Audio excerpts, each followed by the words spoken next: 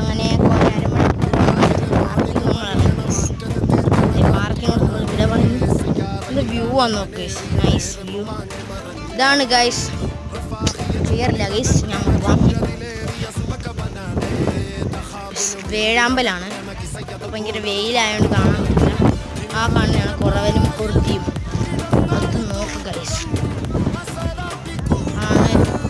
അതാണ് ഗൈസ് റിയലായിട്ടുള്ള രാമക്കൽ ആ ഒരു പാറ. ഭയങ്കര വെയിലടിക്കുന്നത് നമുക്കൊക്കെ കാണിക്കാൻ പറ്റത്തില്ല. ഇങ്ങോട്ട് നോക്കി, തമിഴ്നാട്